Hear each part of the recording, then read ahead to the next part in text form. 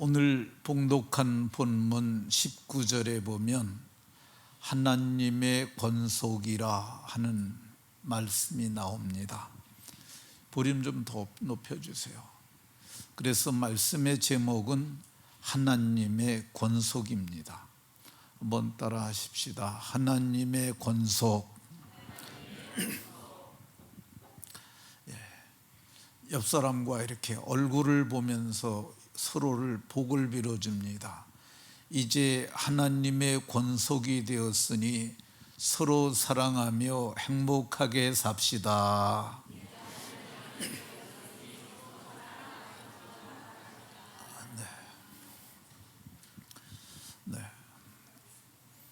이제 우리가 하나님의 권속이 된 것을 말씀으로 깨닫고 서로가 사랑하면서 행복하게 살아가는 하늘 권속으로 변화되시기를 예수 그리스도의 이름으로 축원합니다.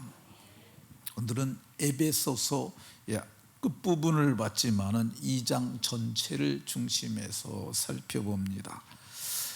우리가 살고 있는 세상에는 다양한 그룹이 있습니다. 소그룹도 있고 대그룹도 있습니다. 그 그룹들을 공동체라고도 부릅니다. 그 공동체 중에는 피를 나눈 공동체가 있습니다. 이 피를 나눈 공동체를 좀 더 세분해 보면은 여러 가지가 나오는데, 첫 번째 최소 단위의 공동체가 가족입니다. 가족은 부부를 중심으로 하여 그로부터 생겨난 아들, 딸, 손자녀, 이렇게 이루어지는 집단이라고 할 수 있습니다. 요거보다 조금 더 큰 피로 나는 그룹이 있는데 이게 집안입니다. 집안은 가족, 일가, 친척을 구성원으로 하는 피로 나눈 공동체입니다. 그러니까 가족 포함하고 일가, 친척을 포함해서 집안이라고 이렇게 부릅니다. 세 번째, 집안보다 조금 더 큰 그룹이 있는데 그게 족속이라는 그룹입니다. 족속은 같은 문중이나 계통에 속하는 혈연 관계가 있는 사람, 문중을 이게 족속이라는 표현과 문중이라는 표현이 유사 개념이다, 이렇게 이해해도 될 것 같습니다. 네 번째, 지파라는 것이 있습니다. 지파는 우리나라에는 없고 이단이 지파를 얘기를 하는 데가 있긴 있는데 그거는 헛소리고요. 지파는 이스라엘에만 지파가 있습니다. 야곱이 낳은 12아들이 있는데 그 12아들이 곧 12지파가 됩니다. 그래서 이스라엘의 시초가 야곱으로 보는 사람들은 12아들로 시작됐으니까 이 야곱이 이스라엘의 조상이라고 얘기를 하고, 또 로마서 5장에서는 아브라함을 믿음의 조상이라고 이렇게 표현합니다.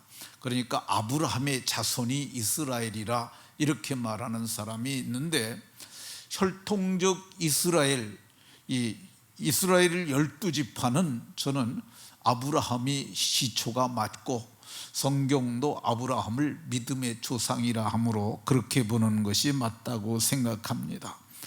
여섯 번째 공동체 중에 오늘 본문에 나오는 권속이라는 공동체가 있습니다.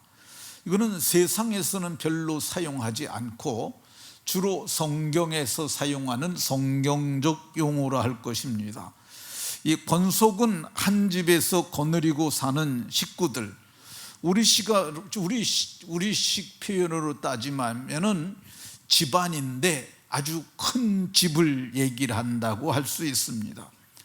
이 권속은 하나님의 집, 곧 교회에서 모여서 예배하는 사람들을 권속이라 할 것입니다. 그러니까 오늘 우리가 이렇게 모여서 예배하잖아요.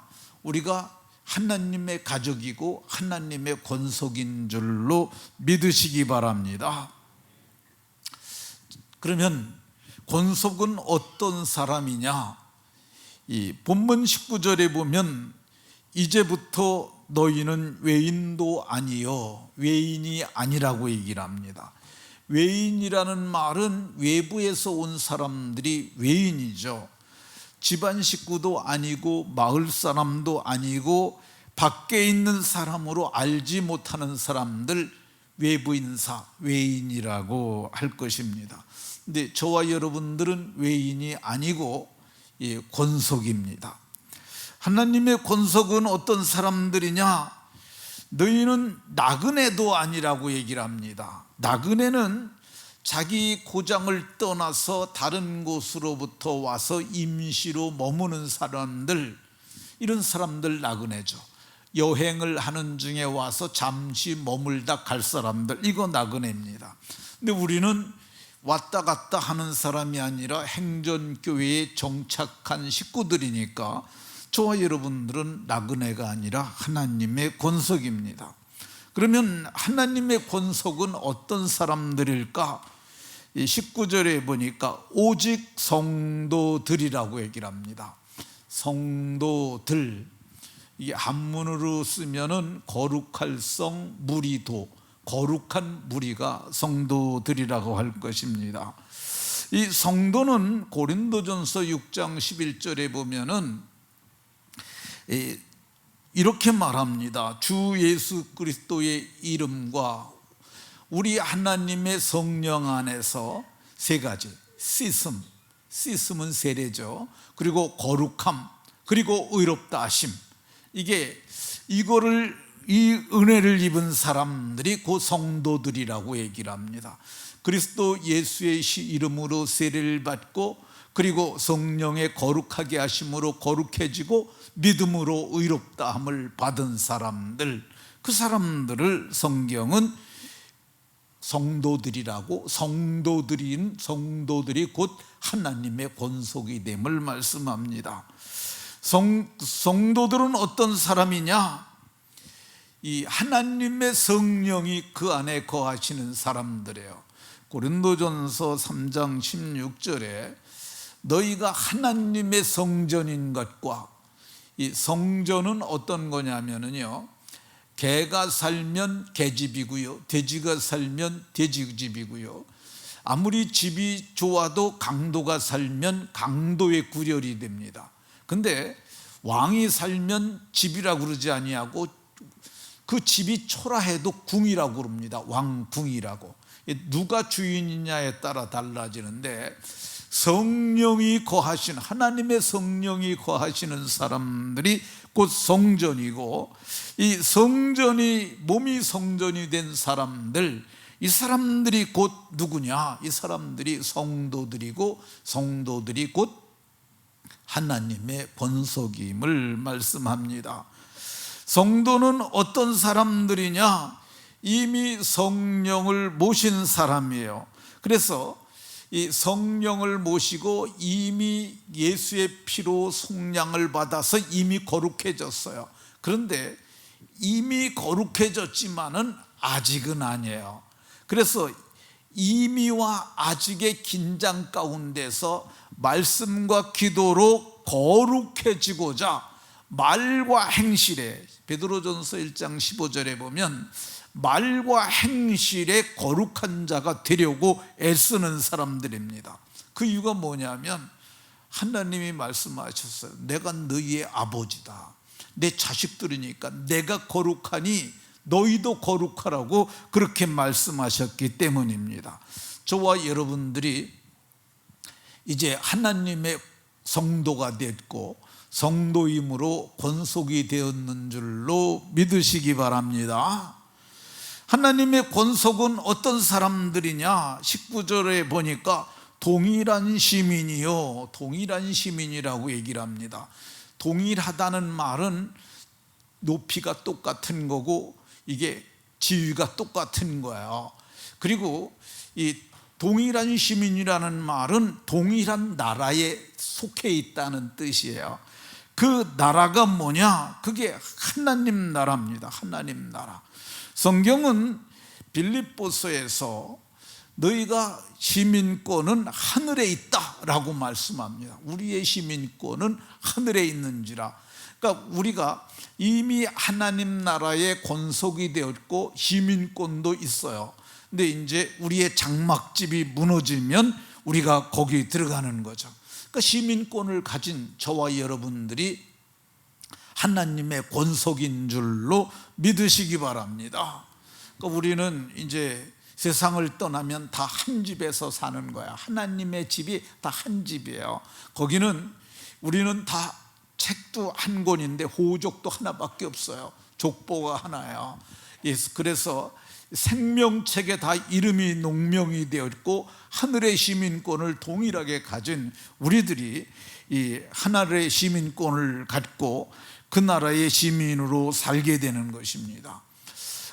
하나님의 권속은 어떤 사람들이냐? 20절에 보면은 너희는 사도들과 선지자들의 터 위에 세우심을 입은 자라.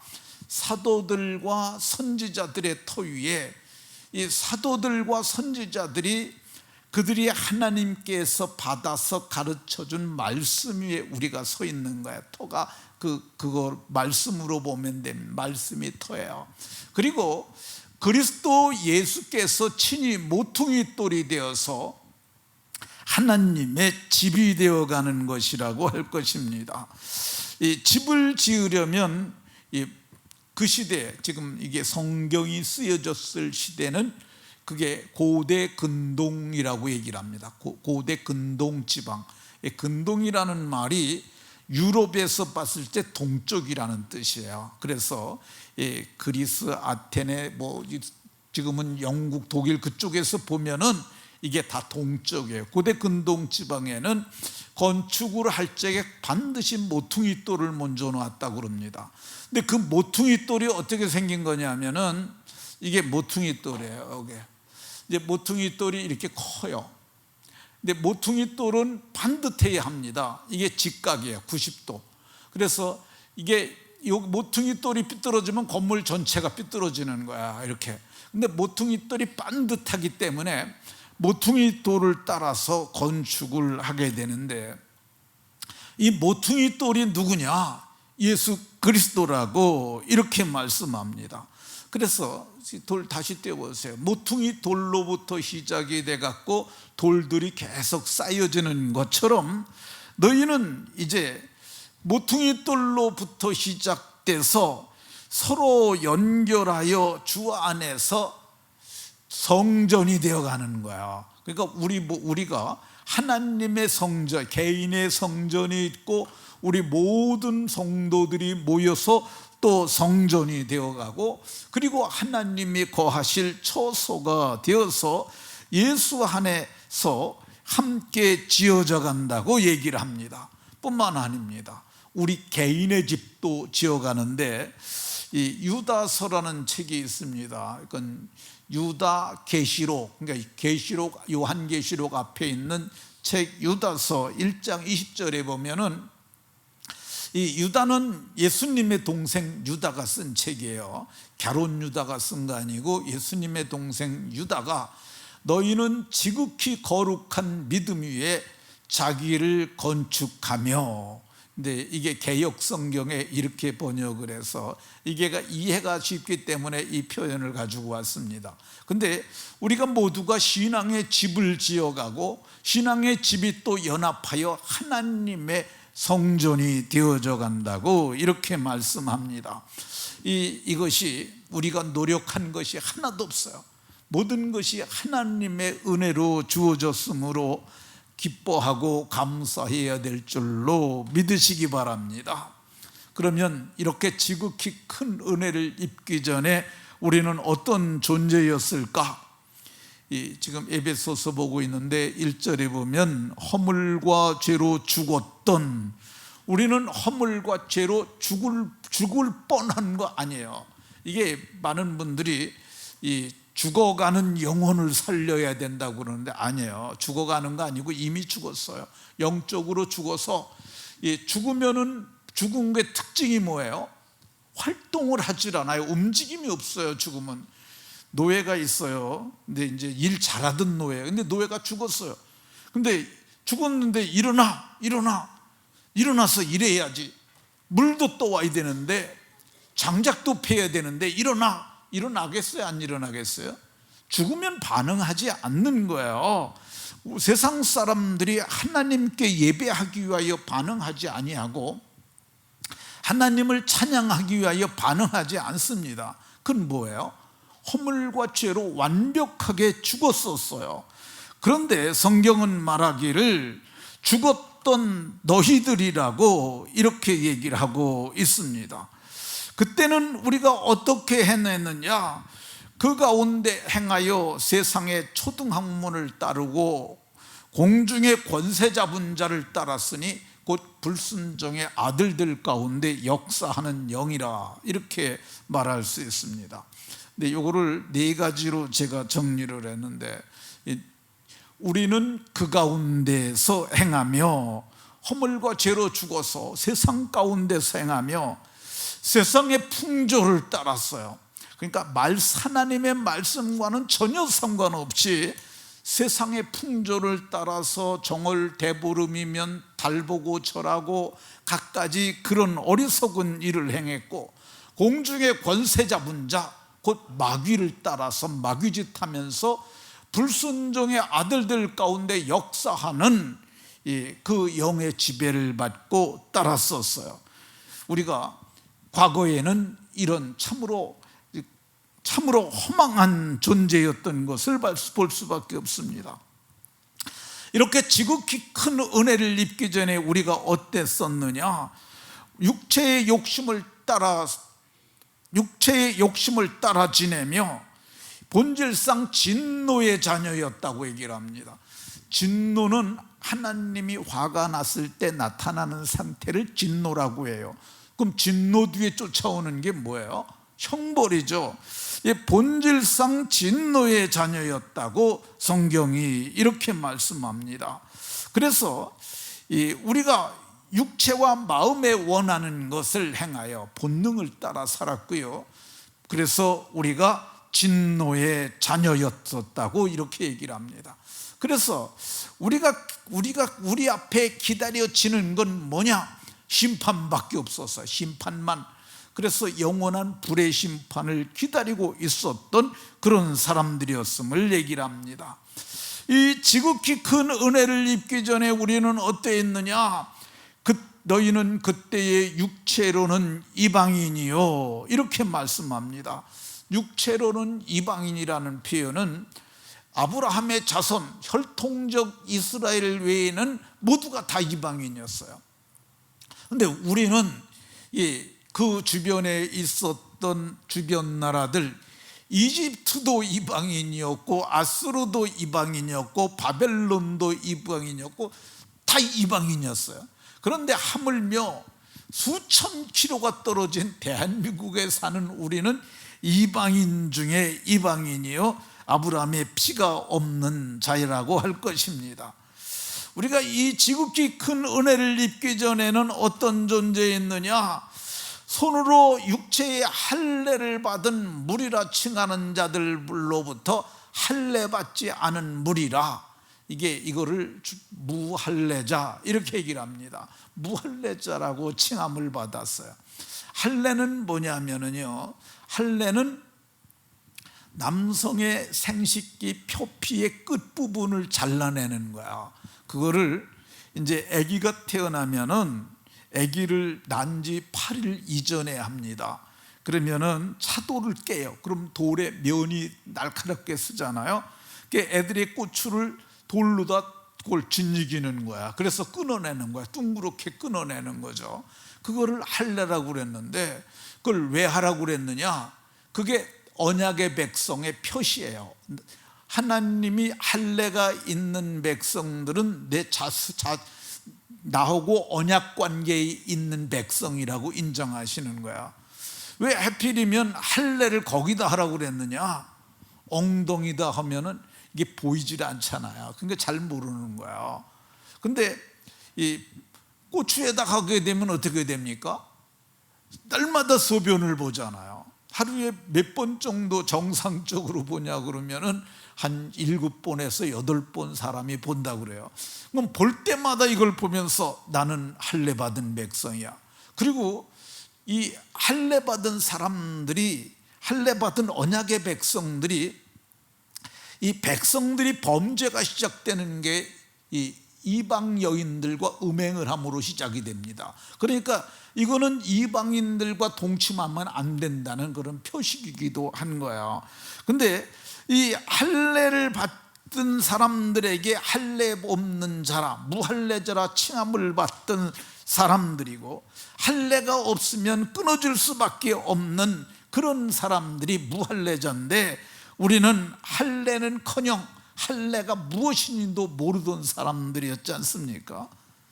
그러니까 우리가 이렇게 지극히 큰 은혜를 입기 전에는 어떤 사람들이냐? 12절에는 우리가 그리스도 밖에 있었고 이스라엘 나라 밖에 있었고 언약의 약속들에 대해서는 우리는 전혀 상관도 없었고 세상의 소망도 없고 하나님도 없던 그런 사람들이었음을 얘기를 합니다.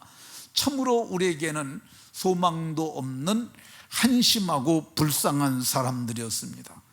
그런데 우리가 어떻게 이렇게 지극히 크신 은혜를 입어 하나님의 권속이 된 것입니까? 그것은 허물과 죄로 죽었던 우리가 하나님의 권속이 된 것은 하나님이 우리를 살리셨기 때문입니다. 허물과 죄로 죽었던 너희를 살리셨도다, 이렇게 말씀합니다. 5절에 보면 어떻게 살리셨느냐?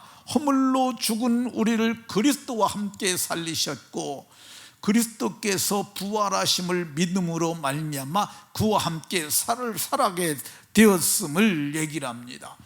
우리가 어떻게 하나님의 권속이 됐느냐? 허물과 죄로 죽었던 우리를 그의 은혜로 말미암아 믿음으로 구원을 받게 하심으로 우리가 살아나게 하셨습니다. 9절에서 8절에서 너희는, 이게 1차적으로는 에베소 교회 성도들을 두고 말하는 거지만 우리들도 다 거기 포함이 되어 있어요. 너희는 그 은혜, 그가 이게 정관사인데 정관사가 이게 유일한 것을 가르치는 용법으로도 사용이 됩니다. 그래서 이게 이제 두 남녀가 이제 있어요. 근데 남녀가 나이가 많아서 여보, 우리가 만났던 그때 처음 만났던 그 카페를 기억하오? 그럼요. 그 카페면 두 사람만 하는 유일한 장소예요. 마찬가지로 너희는 그 은혜, 하나님의 아들이 세상 죄를 지고서 우리를 위하여 대신 죽은 그 은혜에 의하여 믿음으로 말미암아 구원을 받았으니, 구원을 받을 거 아니고요, 여기 시제가 완료 시제가 쓰였잖아요. 구원을 받았으니, 우리 김지영 권사님한테 친구가 10년 전에 10억을 꽂았는데 그걸 가지고 왔어요. 내가 정말 돈 빌려줘서 고마워, 10억에 이자 10억 해서 20억 가지고 왔어, 이렇게 주면 권사님이 받잖아요. 받았으면 가지고 있는 거예요, 안 가지고 있는 거야? 이미 받았으니까 가지고 있는 거죠. 구원은 이미 받은 거예요. 그러니까 우리가 구원을 받았으니까 하나님의 권속이 됐는 줄로 믿으시기 바랍니다. 우리가 어떻게 하나님의 권속이 되었느냐? 3절에서 본질상 진노의 자녀였어요. 진노 뒤에 형벌이 쫓아온다고 그러잖아요. 그런데 4절에 보면 긍휼에 풍성하신 이 하나님이 우리를 사랑하신 그 크신 사랑을 인하여, 그 크신 사랑, 세상에 비교할 데가 없는 유일한 사랑이야. 그 크신 사랑을 인하여 어떻게 사랑하셨습니까? 우리가 아직 죄인 되었을 때 그리스도께서 우리를 위하여 죽으셨어요. 대신 죽으셔서 이걸 대속이라고 그래요. 대신 우리의 죄를 속죄해 주기 위하여 죽으셨기 때문에 대속하셨으므로 하나님께서 우리에게 대한 자기 사랑을 확증하셨느니라. 확실히 십자가에서 보여주셨다고 말씀합니다.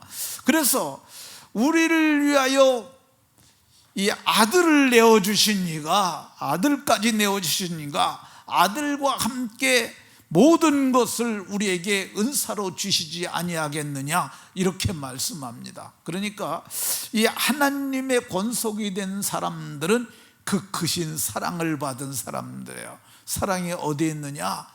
우리 마음에 이미 부어졌어요. 언제 부어졌느냐? 예수님이 내 대신 죽으셨다는 것을 깨닫는 그 순간 예수님의 사랑이 우리 마음에 부어졌어요. 그래서 이 사랑이 부어졌는데, 이 사랑이 가만 내버려두면 사랑이 식어요. 이 사랑을 어떻게 해야 되느냐? 이 사랑을 우리 마음속에 불릴듯 일어나도록 그리스도께서 내 대신 죽으신 십자가를 묵상하게 되면 이게 활활 타올라요. 뿐만 아니에요, 이게 내 가슴에서 다른 사람 가슴으로도 이게 전이가 돼요. 그러니까 우리는 이 큰 사랑을 받음으로 말미암아 그리스도의 사랑이 내 안에 있으니까 우리가 하나님의 권속이 되는 줄로 믿으시기 바랍니다. 어떻게 우리가 하나님의 권속이 되었냐? 육체로는 이방인이었던 우리가 믿음으로 말미암아 아브라함의 자손, 곧 하나님의 권속이 되게 하셨어요. 우리가 육체로는 이방인이었어요. 하나님, 그러니까 아브라함의 백성 야곱의 12지파 속에 우리는 절대 들어갈 수가 없었어요. 그런데 어떻게 우리가 하나님의 권속이 되었느냐? 창세기 15장에 보면 할례를 받기도 전에 아브라함이 하나님을 믿으니 여호와께서 이를 의로 여기셨고, 아브라함이 하나님을 믿으니 의로 여기셨고, 그러니까 아브라함이 믿으니 하나님이 이를 의로 여기셨던 것처럼 오늘 우리도 이 믿음으로 말미암아서 의롭다 하심을 얻게 됩니다. 우리도 예수 그리스도를 믿으면 그것이 하나님 앞에 우리가 의가 되게 하셨고, 그런즉 믿음으로 말미암는 자들은 아브라함의 자손인 줄 알지어다. 아브라함이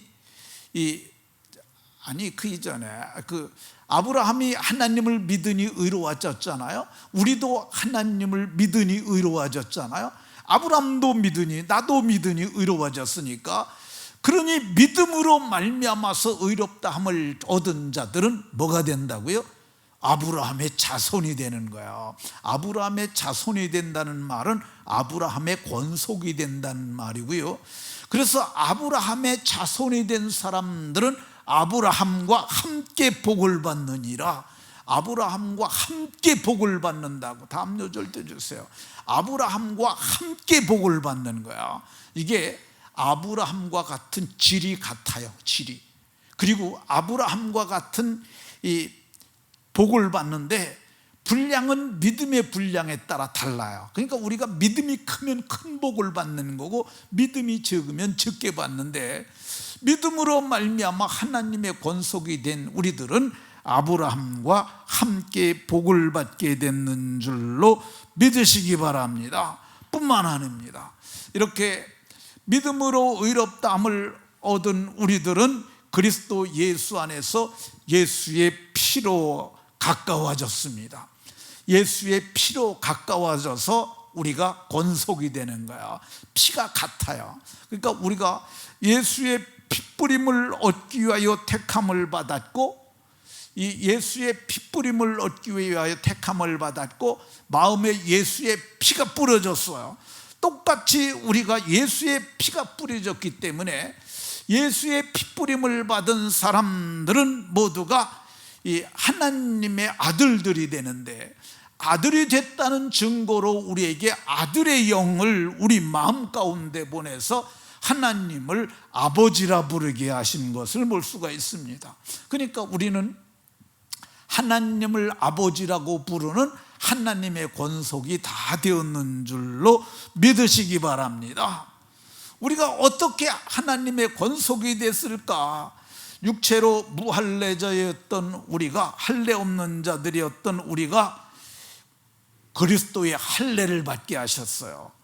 이 11절에 지금 에베소 보고 있습니다. 2장 11절에 육체의 할례 받은 무리라 칭하는 자들로부터 할례를 받지 못한 무리, 무할례자로 칭함을 받았던 사람들이 우리였는데, 그러나 육체의 할례를 받았던 자들은 목이 걷고 마음의 할례를 받지 못했다고 오히려 말씀합니다. 몸의 할례는 있지만 마음에는 할례가 없었어요. 그런데 우리는 하나님의 은혜로 그리스도의 할례를 받게 됐다고 얘기를 합니다. 그것은 곧 육정 몸을 벗는 것이고 그리스도의 할례라고 얘기를 하고 있습니다. 그리스도 할례가 뭐냐? 11절과 12절을 함께 보면은요, 이게 이어서 봐야 문맥이 이해가 되는 거야. 그리스도의 할례니라. 그리스도의 할례가 뭐냐? 너희는 세례로. 할례가 세례예요. 그러니까 오늘 우리가 구약의 백성들은 할례로 언약의 백성에 동참했지만은 우리는 세례로서 그리스도와 함께 죽고 그리스도와 함께 다시 삶으로 말미암아 우리가 믿음으로 말미암아 그 안에서 일으킴을 받아 할례로 우리가 언약의 백성이 됐는 줄로 믿으시기 바랍니다. 이 언약의 백성이 되는 할례로, 그리스도의 할례는 세례를 받은 자들에게 주어지는 은혜가 있는데, 그게 뭐냐? 들을 귀가 생깁니다. 들을 귀. 그러니까 말씀이 들려지기 시작하는 거야. 이게 공부를 많이 했다고, 여기 오늘 제가 얘기한 말씀이 상당히 영적인 말이 많아요. 좀 그게 여기 국문학 박사과도 제가 하는 말을 뭔 말인지 몰라요. 못 알아들을 수밖에 없어요. 그런데 이게 그리스도의 할례를 받은 사람들, 그리고 아들의 영을 받은 사람들은 제가 말하는 것이 학교를 안 다니신 할머니라도 할지라도 다는 못 알아듣더라도 어느 정도 들립니다. 이게 들을 귀로 말미암은 은혜입니다. 어떻게 우리가 하나님의 권속이 됐느냐? 언약도 없고 소망도 없고 하나님도 없는 나라 밖의 사람이었는데 어떻게 됐느냐? 그것은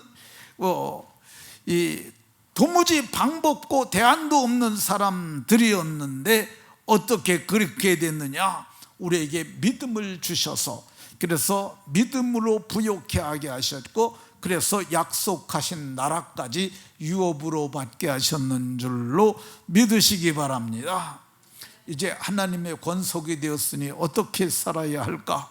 성경은 이렇게 말씀합니다. 너희가 하나님의 백성이 된 것이 행위로 말미암은 것이 아니니 누구든지 자랑하지 말고 그 대신 뭘 해야 되느냐? 감사하라고 얘기를 합니다. 우리가 의롭다함을 얻은 것이 행위로, 구원을 받은 것이 행위로 아니고 그 은혜의 은혜하여 믿음으로 구원을 받았고 믿음으로 의롭다함을 받은 것이니까 행위에서 난 것이 아니에요. 착한 일에서 구원받는 것도 아니에요. 그러니까 우리는 이런 거 하지 않았음에도 불구하고 이렇게 구원을 받았으니 어떻게 되느냐? 감사해야 하는 줄로 믿으시기 바랍니다. 어떻게 감사해야 되냐? 범사, 작은 일 하나도 다 감사하는 거야. 세상 사람들은 다 원망하면서 삽니다. 근데 우리는 질이 달라졌어요. 그래서 일어나면 감사, 기도해도 감사, 밥을 먹어도 감사, 물을 마셔도, 우리 감사기도 하고 먹잖아요. 감사하는 거야. 제가 신학교 다닐 때 청교도 문학을 가르치셨던 김학기라고 하는 교수님이 있어요. 근데 참 제가 그분을 보면은 좀, 우선 안경은 안 쓰셨는데 눈에 하얀 자밖에 안 보이세요. 검은 눈동자가 없어요. 그러니까 이게 우리를 보시려면 검벅검벅하면서 이렇게 해서 어쩌다 이렇게 보시는 것 같은데, 근데 그분의 성실은 이루 말할 수가 없어요. 그분은 제가 수업하는 그 학교를 다니는 그분이 와서 강의하는 그 배정받은 시간에 1분도 늦게 들어온 적이 없고 1분도 늦게 끝난 적이 없어요. 딱 그 시간까지 성실하게 하세요. 근데 그분은 강단에 이제 교단에 서시잖아요. 서시면 그분이 우리 하나님께 감사하시겠습니다. 이게 청교도 신앙이죠. 그게 하나님께 감사하시겠습니다. 그래서 처음부터 감사한 거예요. 아침에 나올 때부터 있었던 일부터 시작해서 나라를 인하여 감사하고, 그러니까 그분이야말로 정말 감사함으로 하나님께 아뢰는 그런 분이셨다고 생각이 듭니다. 김학기 삼일체 영문법이라고 하는 책을 쓰신 분인데 요즘은 아마 그 책이 단정됐을 것 같습니다. 자, 우리에게 이렇게 그 크신 은혜를 베푸셔서 하나님의 권속을 삼으신 하나님 앞에 어떻게 살아야 할까? 7절에서 그의 은혜의 풍성함을, 그의 은혜의 지극히 풍성함을 오는 여러 세대에 나타내려 한다고 말씀하고 있습니다. 그의 은혜의 지극히 풍성함을 우리가 이미 받았으니까 우리도 나타내야 합니다. 그게 뭡니까? 하나님의 사랑이죠. 예수님의 사랑이죠. 성령의 사랑을 나타내야 합니다. 믿음으로 구원받고 믿음으로 성령받고 믿음으로 자녀가 되는 이 신비의 복음을 전해줘야 합니다.